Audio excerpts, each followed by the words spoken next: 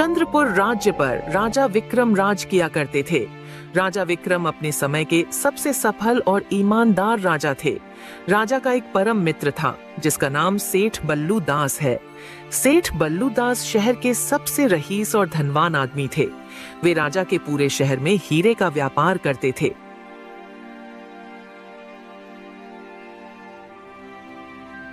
भाई बल्लू दास, सुना है कि आजकल तुम अपने संपत्ति का विस्तार दूसरे शहरों में भी करने लगे हो। हाँ भाई, यह सब तो उस ब्रह्मचारी साधु की कृपा है। सच कहा तुमने मित्र। हमने भी आज तक जितने भी सफलता पाई है वह सब उस ब्रह्मचारी साधु के मदद से ही संभव हो पाई है। सेठ बल्लू दास और राजा विक्रम दोनों राज्य के पहाड़ियों में रहने वाले ब्रह्मचारी साधु को मानते थे। ब्रह्मचारी साधु अपने आप में इतने सक्षम थे कि वह किसी भी समस्या का हल अपने बुद्धि के दम पर निकल आते थे। एक साल के बाद सेठ बल्लू दास की मृत्यु हो जाती है। सेठ बल्लू दास की पत्नी मायावती और उसका सबसे छोटा पुत्र रितेश का मानो रो रो कर बुरा हाल हो चुका था। लेकिन तभी सेठ बल्लू दास का सबसे बड़ा पुत्र दीपक और मध्य पुत्र प्रवीण के मन में कुछ और ही खिचड़ी पक रही थी। पता नहीं कब यह सभा खत्म होगी और कब मैं पिताजी के सारे जायदाद को अपने नाम करूंगा।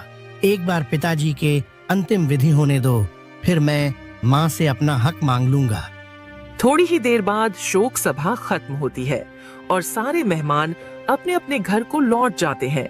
और तभी दीपक मौका देखकर बोलता है, चलो आखिरकार यह कार्य संपन्न हुआ। अब मुद्दे की बात करते हैं। कैसी बात बेटा? यही कि अब पिताजी इस दुनिया में नहीं रहे तो घर का बड़ा बेटा होने के कारण पिताजी की सारी जायदाद और कारोबार मेरा नाम कर देना चाहिए। अरे भाई, ऐसे कैसे सारे जायदाद तुम्हारा नाम कर दे? इस जायदाद पर मेरा भी पूरा हक है।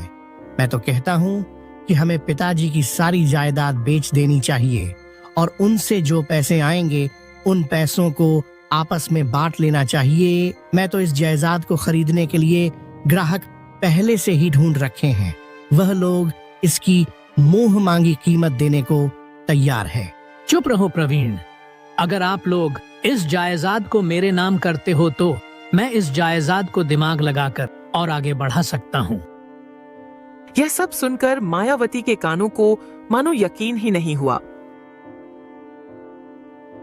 हे भगवान, यह कैसे बेटे मिले हैं मुझे? पिता को गुजरे एक दिन भी नहीं हुआ है और उनके बेटों ने बंटवारे की मांग कर दी। ये सारे बात रितेश मायूस होकर सुन रहा था। तभी मायावती ने रितेश को कहती है, तू क्यों चुप है? तुझे भी तो अपना हिस्सा चाहिए होगा ना? नहीं माँ, मैं तो चाहता हूँ कि पिताजी का सानो शौकत ऐसा ही बरकरार रहे और हम सब सारे भाई सुख शांति से एक साथ रहे। वह सब मैं नहीं जानता हूँ। मैं बड़ा हूँ, इसलिए इस जायदाद पर मेरा पूरा अधिकार है। हद में रहो भैया, मेरा भी हिस्सा दे दो, वरना तुम क्या कर लोगे मेरा? दीपक और प्रवीण दोनों जायदाद के बंटवारे को लेकर आपस में झगड़ने लगते हैं। तभी उसकी माँ कहती है, ठीक है बेटा, बंटवारा होकर रहेगा। सिर्फ इस जायदाद का ही नहीं बल्कि तुम्हारा माँ का भी। और यह फैसला कल राजा के दरबार में होगा। नहीं माँ, यह हमारा घर का मामला है और हम घर में ही सुलझाएंगे, राजा के पास नहीं जाएंगे। बंटवारा होगा तो सिर्फ राजा के दरबार में ही होगा। यह मेरा अंतिम फैसला है।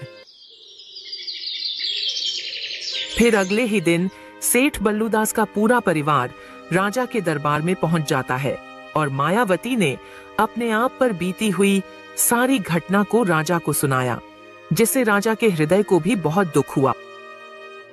महाराज, आप ही बताइए कि मैं अब क्या करूं?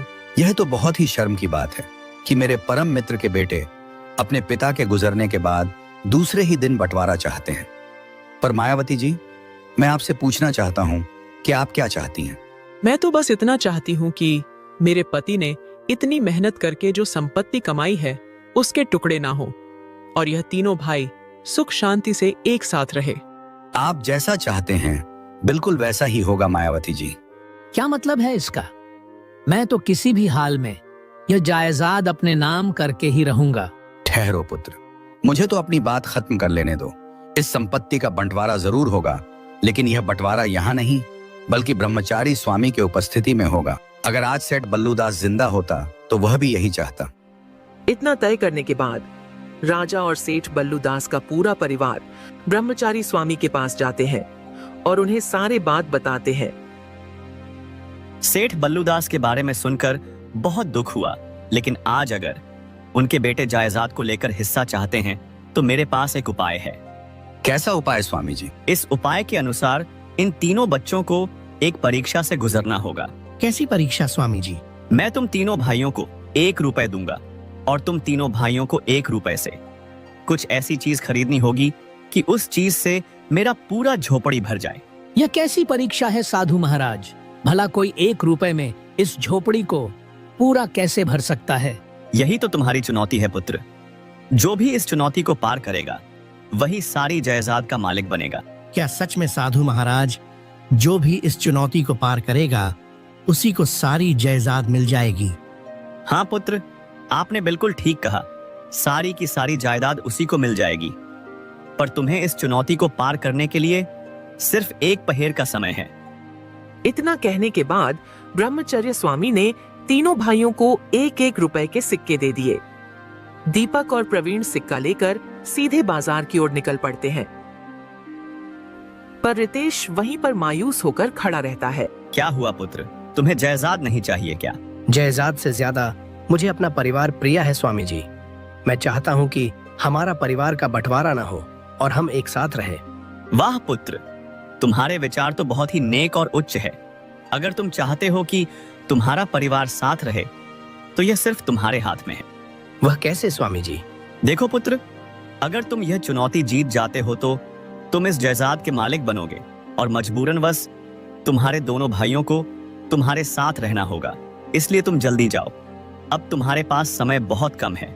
यह सुनकर रितेश बाजार की ओर निकल पड़ता है। स्वामी जी, आप कैसे परीक्षा दे दिए हैं? अगर दीपक और प्रवीण में से कोई भी जीत जाता है तो वह लोग यह सारी जायदाद बेच खाएंगे। तुम चिंता मत करो बेटी, जिनके विचार सकारात्मक होंगे केवल वही इस परीक्षा में सफल हो सकते हैं।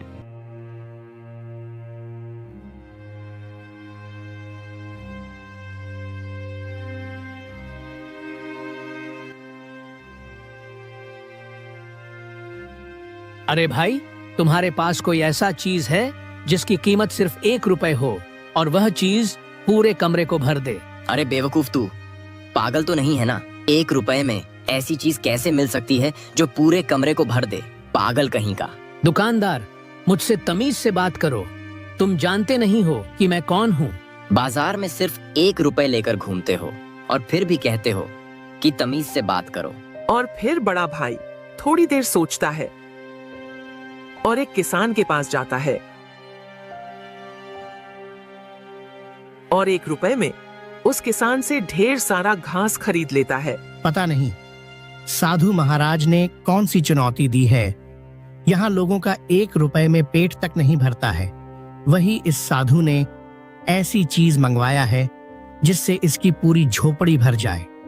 खैर चलो, जायदाद पाने के लिए इतना तो करना ही पड़ेगा। इतना कहने के बाद प्रवीण ने अपने लिए वह चीज ढूंढने लगता है और फिर दूसरे ही तरफ रितेश सोचने लगता है कि आखिर यह कौन सी चीज है जो पूरे कमरे को भर दे। तभी रितेश को अपने पिता के कहीं बात याद आती है। बेटा, जीवन में कभी मुसीबत में पड़ जाओ तो अपने अंदर झांक कर देखना, वहीं तुम्हारे सवालों के जवाब मिलेंगे। फिर रितेश को अपनी चुनौती का हल मिल जाता है और रितेश बाजार की ओर निकल पड़ता है। थोड़ी ही देर बाद शाम ढल चुका था और तीनों बच्चे स्वामी के झोपड़ी पर पहुंच चुके थे। दीपक, तुम बड़े हो, बताओ तुम ऐसा क्या लाए हो जिससे यह कमरा भर जाए? स्वामी जी, मैं बोरी भरकर बहुत सारे घास लाया हूँ। देखना, अब यह पूरा कमरा घास से भर जाएगा। दीपक ने बड़े आत्मविश्वास से बोरी को पलटी, यह सोचकर कि वह घास पूरे कमरे को भर देगी, परंतु वह घास तो आधा कमरा तक नहीं भर पाया। यह क्या भैया, आप तो इस कमरे को आधा भी भर नहीं पाए। अब देखो मेरा कमाल, मैं कैसे इस कमरे को पूरा भरता हूँ। फिर प्रवीण ने अपने बोरी पलटी और उसमें से निकले ढेर सारा सूखी पत्ती। प्रवीण ने उस सूखी पत्ती को पूरे कमरे में फैलाया, पर वह सिर्फ आधा कमरा ही भर पाया। देखो तुम भी इस कमरे को पूरा नहीं भर पाए। हाँ तो क्या हुआ, मैंने इस कमरे को तुमसे ज्यादा भरा है। और वैसे भी यह रितेश तो खाली हाथ ही आया है, इसका मतलब मैं ही जीता। अरे रितेश, तुम कुछ नहीं लाए हो क्या? लाया हूँ गुरुजी, मैं अभी लेकर आता हूँ। फिर रितेश बाहर जाता है। जब लौटता है तो उसके हाथ में एक मोमबत्ती होती है। रितेश उस मोमबत्ती को जलाता है। मोमबत्ती के जलते ही पूरा कमरा रोशनी से भर जाता है। यह देखकर मायावती और राजा बहुत खुश हो जाते हैं और बड़े भाई का सिर शर्म से नीचे झुक जाता है। वाह पुत्र वाह, तुमने तो कमाल ही कर दिया। अब चुनौती के अनुसार पूरे जायदाद के मालिक तुम हो। नहीं स्वामी जी, यह जायदाद हमारे पूर्वजों के परिवार की है और यह यूं ही बनी रहेगी। सच्ची विरासत या धन दौलत नहीं है, बल्कि परिवार का सुख शांति ही सच्ची विरासत है। यह सुनकर दोनों बड़े भाइयों को अपनी गलती का एहसास होता है और उन्होंने अपने माँ से माफी मांगी और इसी तरह साथ रहने का वादा किया। तब से लेकर आज तक सेठ बल्लू दास का परिवार एक साथ रह रहा है। हर रोज ऐसी ही वीडियो पाने के लिए चैनल को लाइक, शेयर और सब्सक्राइब कीजिए।